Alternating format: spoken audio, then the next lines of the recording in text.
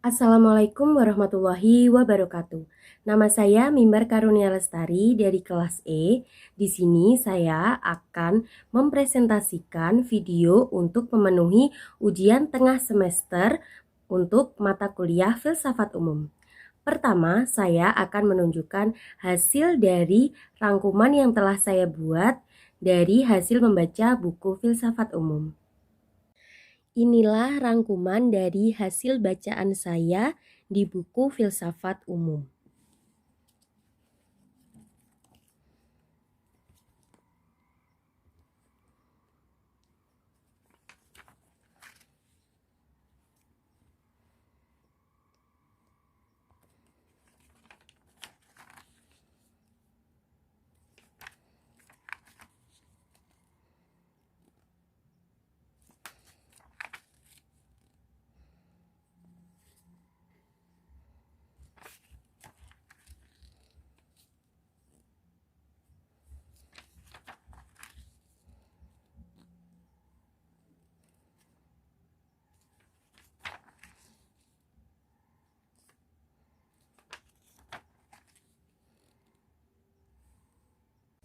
Nah, yang kedua, di sini saya akan menjelaskan tentang salah satu aliran dalam filsafat.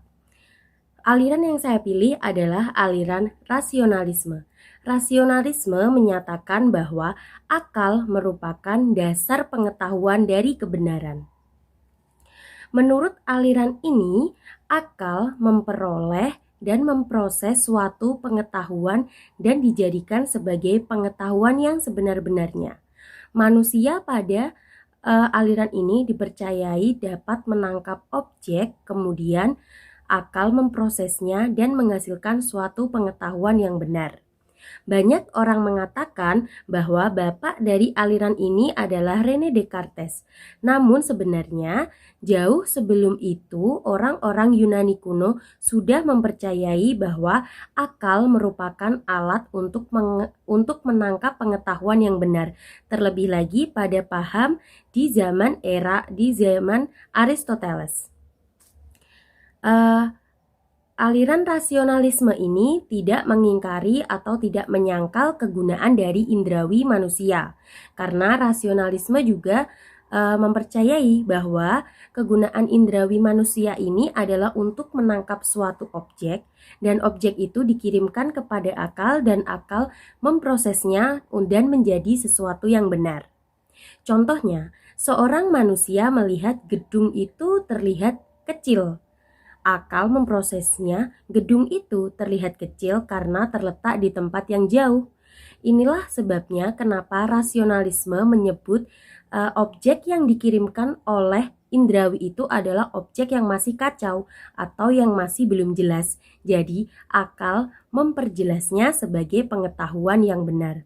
Namun, tidak hanya menangkap pengetahuan yang dihasilkan oleh indrawi saja, akal juga mampu menciptakan pengetahuan-pengetahuan abstrak tanpa membutuhkan atau tanpa memerlukan bantuan dari indrawi manusia. Contohnya, seorang manusia mempercayai Tuhan itu ada, padahal indrawi mereka tidak dapat melihat Tuhan ataupun tidak dapat merasakan Tuhan. Namun mereka meyakini bahwa Tuhan itu ada. Itulah kenapa akal dapat menciptakan pengetahuan-pengetahuan abstrak yang diproses sendiri tanpa bantuan dari indrawi. Selanjutnya, saya akan menjelaskan pemikiran salah satu tokoh dari filsafat. Di sini saya memilih Sokrates. Sokrates lahir pada tahun 470 sebelum Masehi. Sokrates harus berhadapan dengan relativisme orang-orang sofis yang menyatakan bahwa kebenaran itu relatif. Di Athena sendiri, paham atau doktrin yang ditimbulkan orang-orang sofis ini bahkan mampu mengguncang teori-teori sains yang telah ada dan juga menggoyahkan kepercayaan masyarakat Athena pada keyakinan agama mereka. Di sini, Sokrates sebagai seorang yang bermoral, sebagai seseorang yang memegang teguh teori sains dan akidah agama, Sokrates memperjuangkan bahwa kebenaran itu juga ada yang umum atau kebenaran itu bersifat objektif. Disinilah permasalahannya. Sokrates harus berjuang melawan doktrin-doktrin kaum sofis yang telah menyebar luas. Sokrates harus melakukan metode-metode penelitian untuk menemukan jawaban agar Sokrates mampu melawan paham atau doktrin yang telah dikeluarkan oleh orang-orang sofis ini sendiri. Setelah melakukan banyak penelitian dan juga metode-metode yang dia gunakan, Sokrates akhirnya menemukan jawaban bahwa kebenaran itu objektif dilihat dari definisinya. Definisi yang ditemukan oleh Sokrates inilah mampu melawan paham atau doktrin yang telah disebarkan oleh orang-orang sofis. Definisi ini mampu membuat Sokrates melawan paham orang sofis dan menyebabkan orang sofis kehilangan hampir atau seluruh pengikutnya pada masa itu. Di sini, jika kita melihat contoh dalam kehidupan sehari-hari, sebenarnya sangat sederhana. Definisi itu seperti apa? Contohnya, apa itu kucing? Kucing itu hewan berkaki 4, berbulu, berekor, dan juga bermata 2 dan bertelinga 2.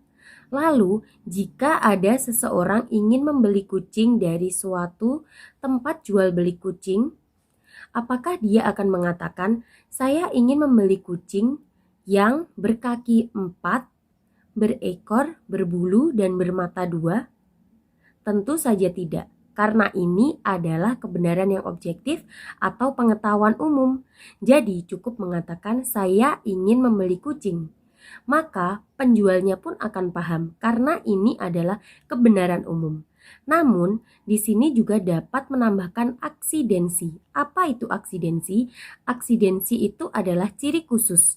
Jadi, jika dalam kehidupan sehari-hari atau contoh yang telah saya sebutkan tadi, akan timbul seperti ini. Saya akan membeli kucing jenis ras A ataupun ras B. Disinilah aksidensi atau ciri khusus itu bermain. Dari definisi yang ditemukan oleh Sokrates inilah dia mampu melawan dan menghancurkan paham relativisme yang ditimbulkan atau yang disebarkan oleh orang-orang sofis ini. Definisi sebenarnya sangat sederhana, namun sebegitu besarnya pengaruhnya pada zaman Sokrates. Karena pada masa itu benar-benar masa kehancuran antena di mana pemuda-pemuda mulai dikuasai oleh bahwa kebenaran itu relatif dan pengetahuan umum itu tidak ada. Disinilah Sokrates mampu membangkitkan moral dan akidah sains dan juga akidah agama pada masa itu. Namun, meskipun sudah menemukan bahwa kebenaran umum itu memang ada, Sokrates tetap dijatuhi hukuman karena hakim-hakim mempercayai bahwa Sokrates ini telah merusak mental pemuda-pemuda Athena dan juga melawan tuhan-tuhan negara. Disinilah Sokrates mengorbankan hidupnya dengan dihukum mati meminum racun di penjara di pengadilan.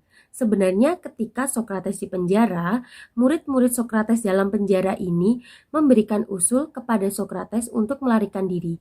Namun karena Sokrates ini memegang teguh moral, beliau memilih untuk menjalankan hukuman sesuai yang ditetapkan oleh pengadilan.